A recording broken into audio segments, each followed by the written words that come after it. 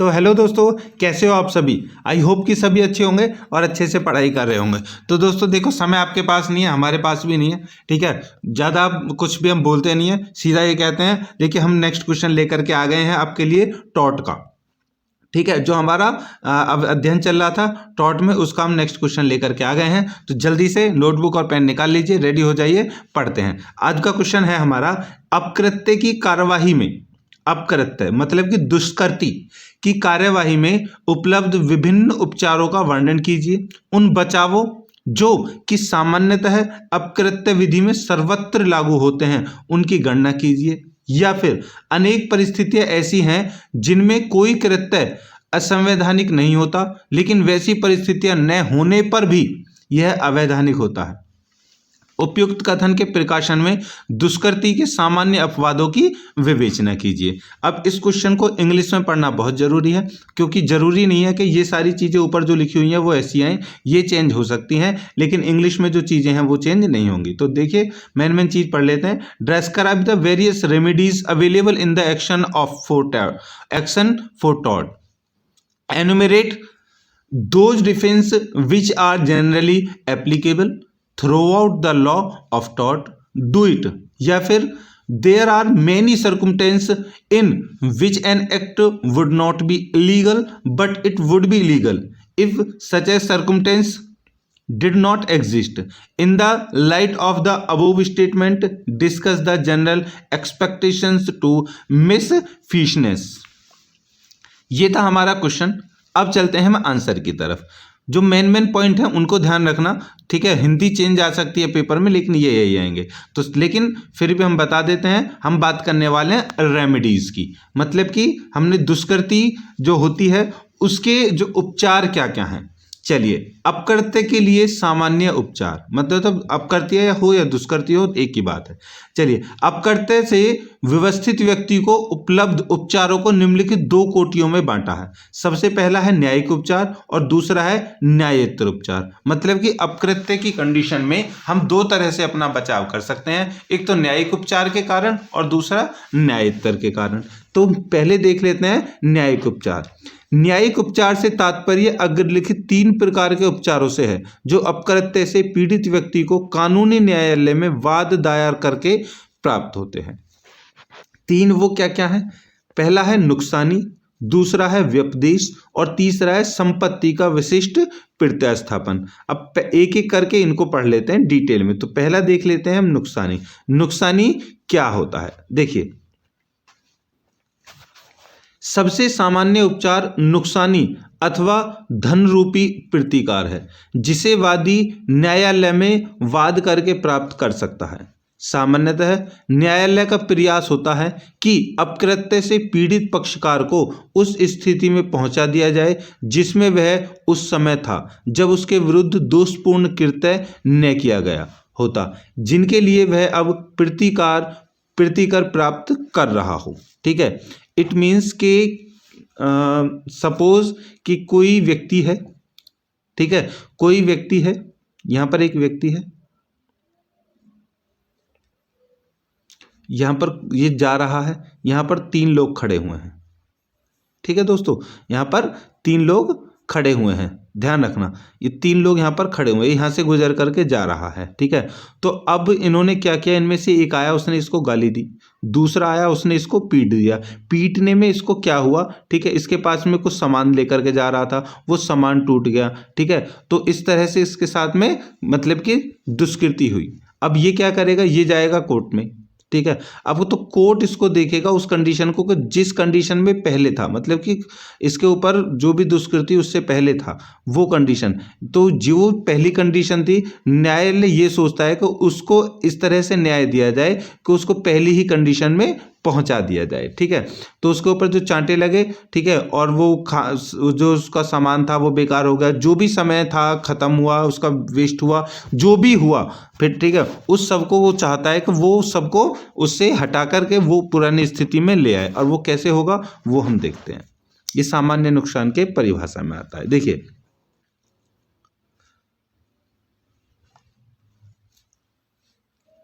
सामान्य नुकसान ऐसे नुकसान को कहते हैं जो विधि द्वारा प्रकल्पित कर लिया जाता है।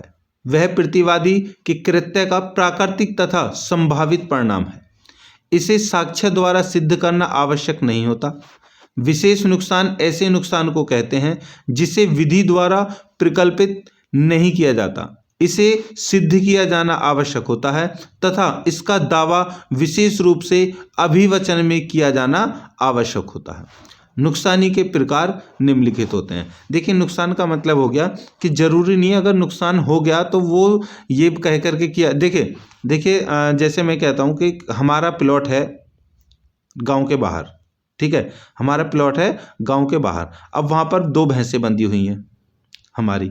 कुछ लोग आए, आकर के लोगों ने क्या किया, यहाँ से दीवार तोड़ी। दीवार तोड़ने के बाद में और जो चीज़ें थी वो सब बेकार कर दी। उसके बाद में एक भैंस को खोल के ले गए। तो अब क्या कहेंगे, ये हमारे साथ में अपकृत्य हो गया नहीं।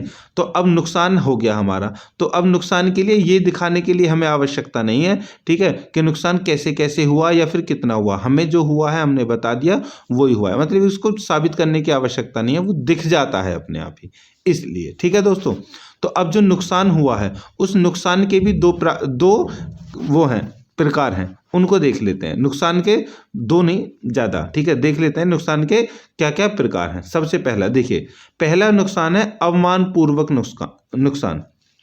तो अवमानपूर्वक नुकसान क्या होता है, इसमें है कि अवमानपूर्वक नुकसान तब प्रदान किया जाता है जब न्यायालय के मत में वादी नैतिक रूप से, न कि विधिक रूप से, नैतिक रूप से ध्यान रखना, ठीक है, प्रतिवादों के कृत्य के परिणाम स्वरूप नुकसान प्राप्त करने का अधिकारी है। न्यायालय ऐसी दशा में बहुत थोड़ा नुकसान प्रदान करता है, जैसे आधा पैनी, परंतु वादी का कोई वास्तविक क्षति नहीं हुई है। न्यायालय नामात्र धन नुकसान के रूप में प्रदान कर सकता है। नामात्र नुकसान ऐसे अपकृत्य के मामलों में भी प्रदान किए जा सकते हैं। अपकृत्य के मामले में भी प्रदान किए जा सकते, मतलब कि किसी के साथ में दुष्कृति हुई है और उसमें उसका कुछ ज़्यादा लॉस नहीं हुआ, ठीक है, तो ये अवमान है। हाँ भी चलो ठीक है, मान लिया, लेकिन ना मानने के लायक है। अवमान का मतलब हमने मान लिया कि तुम्हारे साथ में ऐसा हुआ है, हालांकि इतना कोई बड़ी बात नहीं है, फिर भी हम तुम्हारी संतुष्टि के लिए उससे कहते चल भाई 1000 रुपये दे देना इसका, ठीक है। तो इस तरह से मतलब ज़्यादा बड़ी बात नहीं है। अवमान मतलब कि उसको माने या ना माने ये कंडीशन रहती है। नामात्र नॉमिनल डैमेज, जहां वादी के विधिक अधिकार का उल्लंघन हुआ, एक्शनेबल पर्स, यदि ऐसी दशा में नुकसानी का धन बहुत कम होता है, जैसे केवल 1 रुपया, कभी कभी प्रतिवादी को दंड देने के उद्देश्य से नुकसानी प्रदान की जा सकती है।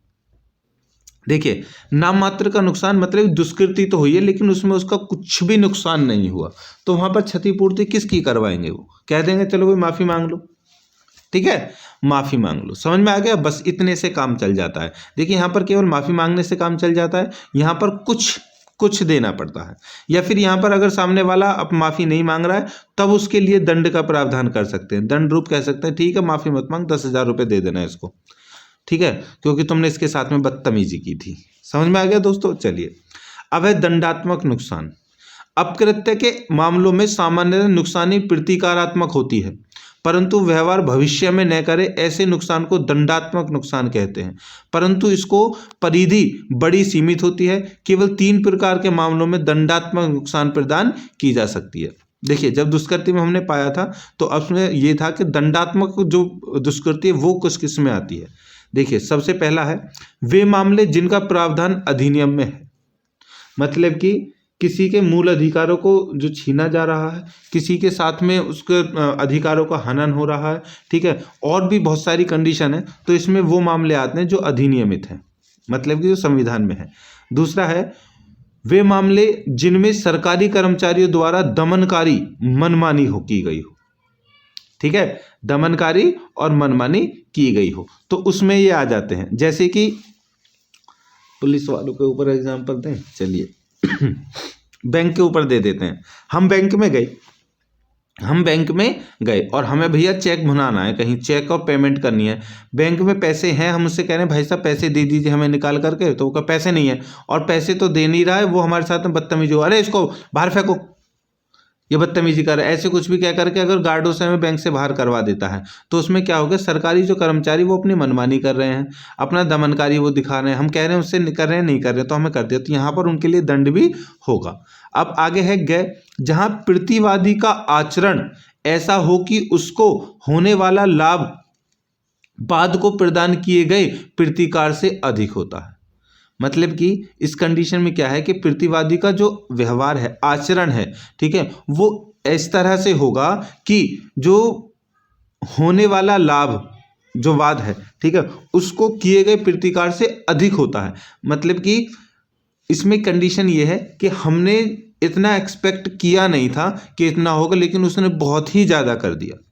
समझ में आ गया नहीं? इस तरह से ये आपने सुना होगा कि यार इतना तो एक्सपेक्ट नहीं किया था कि इतना हो सकता, लेकिन उसने बहुत ही ज़्यादा कर दिया, अब बर्दाश्त के ये बाहर था, ठीक है, वो वाला।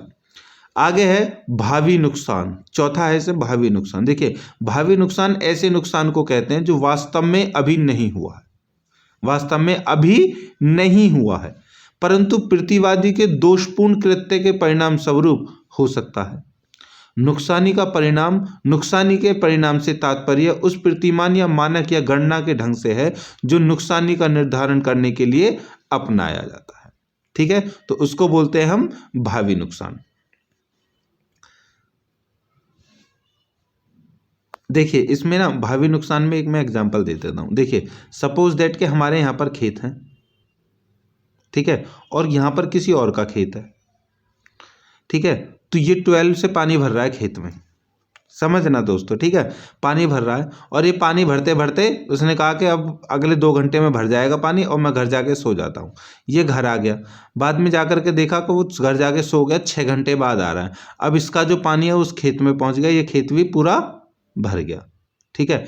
अब ये क्या था कि इस खेत में जो पानी की ज़रूरत आवश्यकता बिल्कुल नहीं थी, तो अब इस खेत का मालिक इससे कहेगा तूने मेरा खेत भर दिया, मेरे खेत में तो नुकसान हो जाएगा और बहुत भारी नुकसान हो जाएगा, मेरी जो फसल है वो बर्बाद हो जाएगी। अब तो इसमें आएगा भावी नुकसान कि उसने कर तो दिया, खेत में पानी भर गया, लेकिन असर उसका होगा 2-4 दिनों बाद, तो वो कह रहा है कि अब नुकसान तो मेरा सारा खेत बर्बाद हो जाएगा, इसको बोलेंगे भावी नुकसान। ठीक है दोस्तों, समझ में आ गया होगा? समझ में आ गया हो तो लाइक कर दीजिए। चलिए, नुकसानी का प्रशमन या कमी करना अपकृत्य के मामलों में वादी का कर्तव्य होता है कि वह युक्ति युक्त सावधानियां बरते जिससे कि प्रतिवादी के दोषपूर्ण कृत्य से होने वाली क्षति कम से कम हो। यदि वह ऐसा नहीं करता तो वह ऐसे नुकसान को प्राप्त नहीं कर पाएगा जिसे वह युक्ति युक्त सावधानी बरत करके बचा सकता था, तथा ऐसा नुकसान दूरस्थ अवश्य माना जाएगा। देखिए दूरस्थ ध्यान रखना, व्यक्तिगत या निजी क्षति के मामलों में नुकसान के शीर्षक, इसको हम समझ लेते हैं थोड़ा सा यहाँ से। देखिए फिलिप्स बनाम साउथ वेस्टर्न एंड कंपनी के बाद में मुख्य न्यायमूर्ति काकचन ने अपने निर्णय में कहा कि जूरी मतलब कि जूरिस तब तक मामले पर युक्ति युक्त रूप से विचार नहीं कर सकती जब तक कि वह नुकसान के सभी शीर्षकों पर विचार न करे जिन्हें वादी निजी क्षति के परिणाम स्वरूप प्रतिकार के रूप में प्राप्त करने का अधिकारी है।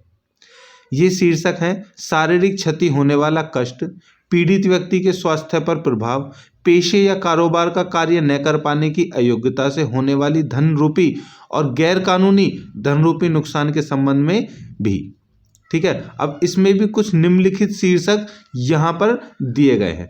उसने ये कहा है कि अभी जो मैंने बताया था आपको भावी वाला, उसमें है न्यायमूर्ति कोई भी जो है नुकसान की भरपाई तब तक वो सीमित नहीं हो सकती, तब तक प्रतिवादी के ऊपर ये नहीं बताया जा सकता तुझे इतनी पेमेंट करनी है इसकी, तब तक उस पूरे नुकसान का जायजा ना लिया जाएगा। ठीक है दोस्तों, चलिए, तो अब इसमें ये कहा गया है कि पेशे या कारोबार का कार्य नुकसान न कर पाने की अयोग्यता से होने वाली जो धनरूपी हानि है या फिर गैर धनरूपी नुकसान है उसके संबंध में कुछ विशेष रूप है उल्लेख किए गए हैं, उनको जान लेते हैं। देखिए किस कंडीशन में जो प्रतिवादी है वो वादी का नुकसान लिमिटेड नहीं कर सकता, इस तरह से देखना। देखिए कष्ट तथा यातना, देखिए जिसको लगती है, जिसके ऊपर बीतती है उसको ही पता रहता है, ये बात तो आपने सबने सुनी होगी। तो इसमें कभी भी न्यायालय हो या कोई भी हो, वो पूर्ण रूप से यह साबित नहीं कर सकता कि उसकी इतनी क्षति हुई है। दूसरा है जीवन की प्रत्याशा में कमी या हानि। कोई व्यक्ति, उसके जीवन की क्या अपेक्षाएं थी, क्या आशाएं थी, वो क्या कर सकता था जीवन में, क्या बन सकता था, उसकी कोई भी परिकल्पना मतलब कि सीमा नहीं है। मतलब कि एक व्यक्ति है और यहाँ से जा रहा है और सामने से तुम आ रहे हो, इसने इसमें टक्कर लग गई तुम्हारी और इसका टांग टूट गया। अब ये तुम्हारे ऊपर केस करेगा, जज साहब मेरी तो टांग टूट गई, मैंने तो अपना एसएससी जीडी का फॉर्म भर रखा था और मेरी तो सरकारी नौकरी लगने वाली थी, भले ही ये बने या ना बने उस बात से कोई नहीं है, हो सकता है बन भी जाए। तो अब इसमें वो जो न्यायाधीश है वो करेगा, भाई उसके विचार बहुत पकड़े थे, इसकी टांग टूट गई, अब टांग टूट गई और कट गई, अब ये हो गया लंगड़ा, तो अब इसमें भर्ती नहीं हो सकता, तो उसका जीवन क्या हो गया, बेकार हो गया। तो इस कंडीशन में एक न्यायालय भी ये सोचने पर मजबूर हो जाता है कि अब उसको क्या क्षति दिलवाएं।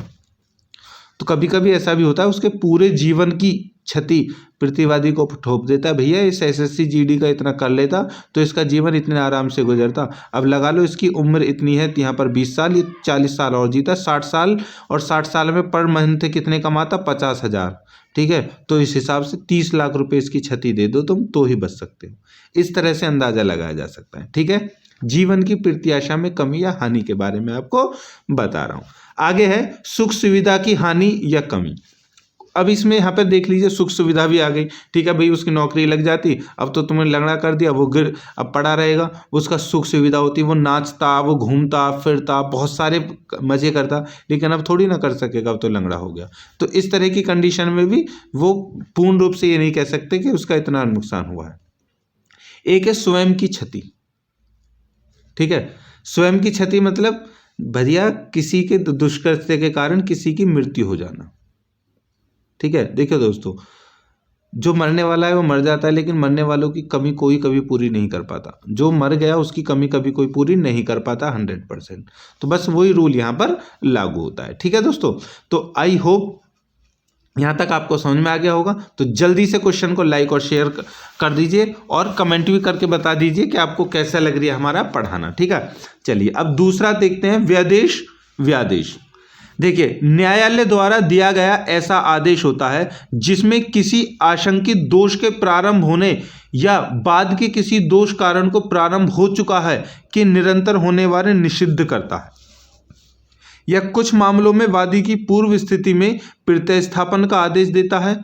व्यादेश निषिद्धात्मक या अभिदेशात्मक हो सकता है, वह स्थायी या स्थायी भी हो सकता है। व्यादेश का जारी किया जाना न्यायालय के विवेक पर निर्भर करता है। सामान्यतः यह उपचार, उपताप, निरंतर अतिचार, अपमान, लेख, स्वत्वाधिकार आदि अपकृत्यों के मामले में प्रदान किया जाता है, ठीक है। व्यादेश मतलब कि एक आदेश होता है जो कौन करता है, न्यायाधीश द्वारा किया जाता है, किसके पक्ष में, वादी के में। थोड़ा सा अब उसको यहाँ पर समझ लेते हैं, एग्जाम्पल के आधार से समझ लेते हैं। मतलब कि कोई व्यक्ति है, ठीक है, एक व्यक्ति है यहाँ पर, एक व्यक्ति है यहाँ पर, दूसरा व्यक्ति है, ये वादी है, ये प्रतिवादी है, ठीक है। इसने उसके ऊपर केस किया कि मेरे साथ में ऐसा कुछ हो गया, ठीक है। कैसा हो गया कि सर ये जो है एक बार, दो बार, तीन बार नहीं, ये हमेशा मेरे साथ में जब भी मुझे मिलता है मुझे चिढ़ाता रहता है, मुझे मारता रहता है, गालियाँ गलौज करता रहता है, जो भी मुझसे पर सामान मिलता है वो सब छीन लेता है। तो अब कोर्ट क्या करेगी, ठीक है, अब ऐसा करो, पहले तो उसे जेल में बंद करो। ये हो गया व्यादेश, क्योंकि वो करेगा ही, क्योंकि अभी जब तक उसका भाई उसका फाइन नहीं हो जाता पूरा, वो ये पता नहीं चल जाता, तो तब उसको क्या कर देगा, उसको बंद कर लो फिलहाल के लिए, या फिर उसके लिए कुछ आदेश जारी कर देगा, तो उसके वहाँ तक भटकेगा नहीं, उस गली में नहीं जाएगा, कुछ भी ऐसी कंडीशन इस पे लगा देगा, ठीक है। तो वो व्यादेश होता है, लेकिन ये कोर्ट की मानना के ऊपर है, कोर्ट मानता है इन चीज़ों को या नहीं मानता, ठीक है। चलिए अब ये क्या है कि जो ये है, ये जो मैं बता रहा हूँ वो कुछ मामलों में प्रदान किया जाता है, जैसे संपत्ति का विशिष्ट। देखिए प्रतिस्थापन घातक है, ठीक है। घातक दुर्घटना अधिनियम 1855 तथा मोटर यान अधिनियम 1939 के अंतर्गत प्रीतिकार यदि किसी व्यक्ति को उसकी अचल संपत्ति या विशिष्ट चल संपत्ति से बेदखल कर दिया जाता है तो ऐसे व्यक्ति की प्रार्थना पर न्यायालय संपत्ति के विशिष्ट प्रतिस्थापन का आदेश दे सकता है। इस उपचार को प्राप्त करने के लिए संपत्ति पर कब्जा सिद्ध किया जाना आवश्यक है। गैर न्यायिक उपचार निम्नलिखित होते हैं। संपत्ति का विशिष्ट समझ लिया। देखिए मैं क्या कह सकता हूं कि भाई जैसे कि इसमें क्या आ सकता है कि एक अभी दो लड़के हैं, एक और दो। ये जो कह रहा है कि इसने ये इस पर लगाया कि सर मैं कल शाम वहां पे आ रहा था अपनी ड्यूटी से बाइक से और इसने मेरी बाइक छीन ली, वो मेरी बाइक है और इसने मेरे साथ में बहुत बुरा भी किया। तो अब क्या करेगा, न्यायालय देखेगा, अच्छा अब इससे पूछेगा किसकी बाइक है, वो कह रहा है सर बाइक तो मेरी है। तो अब वो कहेगा चलो पुलिस के पास भेज देगा, जांच करो। लेकिन तब तक के लिए कह देगा भाई, ये कह देगा बाइक का तू भी यूज नहीं करेगा, बाइक को खड़ी कर दो, ठीक है। तब तक ये पता नहीं लग जाता बाइक तेरी है तो भी यूज नहीं कर सकता। इस तरह से हम क्या समझ सकते हैं, ठीक है दोस्तों, संपत्ति का विशिष्ट। चलिए आगे है आत्म सहाय या अतिचारी का निष्कासन। देखिए अतिचारी व्यक्ति या जानवर को निष्कासित करने हेतु आत्म सहाय या आत्म सहायता का प्रयोग किया जा सकता है। इस उपचार के लिए संपत्ति पर कब्जा होना आवश्यक होता है, किंतु शक्ति का प्रयोग युक्ति युक्त तथा खतरे के अनुपात में होना चाहिए। मतलब कि देखो कोई है अगर तुम्हारी चीज को, किसी चीज को छीनने के लिए आ रहा है, ठीक है, या कोई जानवर है वो तुम्हें नुकसान पहुंचाने के लिए आ रहा है, तो तुम्हें क्या है पहले तो उसका थोड़ा सामना करना पड़ेगा, ठीक है, उसके बाद ही सब कुछ होगा। तो इसके लिए क्या जरूरी है कि तुम्हें अपने आप को खुद को मजबूत बनाना होगा, ठीक है, और उसको समझाना होगा, उसको बताना होगा, या फिर जो भी तुम्हें उपचार लगे उस समय वो करना होगा। तो आगे है अतिचारी की बेदखली। देखिए वादी अतिचारी को अपनी भूमि में बेदखल कर सकता है, परंतु इसके लिए बल का प्रयोग युक्ति युक्त तथा खतरे के अनुपात में होना चाहिए। देखो मैंने कहा ना, जैसे कि अगर अतिचारी को बेदखल करना है या फिर उसको निष्कासित करना है तो वो तो कर ही देंगे, ठीक है, भाई तू अब बेदखल है, तू जो तुझसे होता है वो कर ले। मतलब कि जैसे एक बेटा है और वो अपने पिता के नज़रों में बहुत बेकार बन चुका है, उसकी हरकतें बहुत बेकार है, अपने पिता की बातें नहीं मानता, और उसको पिता को पता है अगर मैंने इसको अपनी संपत्ति दे दी या फिर मेरी संपत्ति में रहा तो मुझे बर्बाद कर देगा, तो वो उसे क्या कर देगा, बेदखल कर देगा, चल मेरी संपत्ति से बाहर हो जा। तो वो कहेगा कि मेरे साथ में जज साहब, मेरे साथ में तो दुष्कृति हुई, अब कृत्य हो, मेरे पापा ने ऐसा क्यों कर दिया, मुझे अधिकार है मेरे पापा की संपत्ति पर, है क्या नहीं, तो उसमें निष्कासित कर दिया। दूसरी कंडीशन ये भी होती है कि वो अब बाद में जब भी वो घर आए उसको भगा दें, तो उसमें क्या हो जाएगा, उसमें बेदखली तो हो गई। निष्कासित का तो मतलब खत्म ही केस, बेदखली का मतलब चल यहाँ से निकल ले इतने समय के लिए या फिर कुछ भी समय के लिए, ठीक है। चलिए तीसरा है भूमि पर पुनः प्रवेश। यदि वादी को उसकी भूमि से बेदखल कर दिया जाता है तो वह अपनी भूमि पर पुनः प्रवेश कर सकता है, परंतु इसके लिए बल का प्रयोग युक्तियुक्त तथा खतरे में होना चाहिए। अब यहाँ पर हम दूसरी कंडीशन रखेंगे। देखिए अब यहाँ पर हम बाप की बेटे की बात कहानी नहीं रखेंगे यहाँ पर है कि कोई गुंडों का गिरह है, मतलब कि कोई दादा है ठीक है, कोई दादा है और वो तुम्हारा कहीं प्लॉट है, उसमें उसने अधिक क्या कर लिया, कब्जा कर लिया। तो अब तुम्हें क्या करना है, अपने बल से तुम उसको यहाँ से भगा सकते हो, मार करके पीट करके, कैसे भी, ये तुम्हारा हक है। बाद में जो होगा देखा जाएगा, पहले तो उसको भगा ही दो, ये कंडीशन में, ठीक है। तो भूमि पर पुनः प्रवेश, उसने तुम्हें पहले भगा दिया, अब तुम जाकर के उसे भगा दो, ठीक है दोस्तों, ये वाली कंडीशन। आगे है वस्तुओं या माल पर पुनः कब्जा करना। वस्तुओं या माल पर पुनः कब्जा प्राप्त करने के लिए दूसरे को भूमि पर जाना पड़ा तो यह अतिचार नहीं माना जाएगा, ठीक है। मतलब अपने ही बात चीज को लेने के लिए अगर वो जा रहा है, ठीक है, उसने कह दिया यहाँ पर भटक गया तो जान से मार दूंगा या फिर तेरे खिलाफ केस कर दूंगा, कुछ भी कर दूंगा, ये मेरा, लेकिन तुम्हारी है तो तुम्हें जाना चाहिए और अपने हक के लिए लड़ना चाहिए, ठीक है दोस्तों। आगे है पांचवा, नुकसान के लिए विषय वस्तु का अभिग्रहण। यदि किसी व्यक्ति को उसी भूमि से बेदखल कर दिया गया है तो वह अतिचारी को नुकसान की पूर्ति करने के लिए, विवश करने के लिए पशु का अभिग्रहण कर सकते हैं या किसी वैकल्पिक उपचार का। देखिए अब यहाँ पर क्या कंडीशन है, यहाँ पर ये दादा था, तुम्हारे प्लॉट पर कब्जा कर लिया, तुम यहाँ पर गए फिर भी तुम्हें भगा दिया, तो अब तुम क्या करोगे अब तुम क्या करोगे, यहाँ पर इसका दूसरा प्लॉट है जो तुम्हारे घर के पास में, तुम उस पर कब्जा कर लो, ठीक है, तुम उस पर कब्जा कर लो, उससे कहो अगर तू हमारे प्लॉट को छोड़ेगा तो हम तेरे प्लॉट को छोड़ेंगे, नहीं तो तू उसको ले ले, हम उसको ले लेंगे, जो होगा देखा जाएगा। समझ में आ गया? तो एक वस्तु के अधिकरण के लिए दूसरी वस्तु को हम उसके पक्ष में कर सकते हैं। ठीक है दोस्तों, चलिए, तो ये था हमारा दुष्कृति के खिलाफ या दुष्कृति के निषिद्ध विचार। यहाँ पर हमारा क्वेश्चन होता है ये फिनिश। मिलते हैं नेक्स्ट क्वेश्चन में, तब तक पढ़ते रहिए और समझते रहिए। क्वेश्चन थोड़ा सा हार्ड है दुष्कृति मेन क्वेश्चन भी है, इसलिए कोशिश की है हमने कि इसको आसान बनाया जा सके। समय थोड़ा कम है, लेकिन फिर भी अगर एक बार में थोड़ा डाउट रह जाए तो आप दूसरी बार वीडियो को जरूर देख लेना, और नहीं फिर भी कुछ कमी रह जाए तो हमें कमेंट जरूर कर दीजिए। कमेंट तो वैसे आपकी फर्स्ट प्रायोरिटी है। ठीक है, मिलते हैं नेक्स्ट क्वेश्चन के साथ में, तब तक के लिए बाय बाय।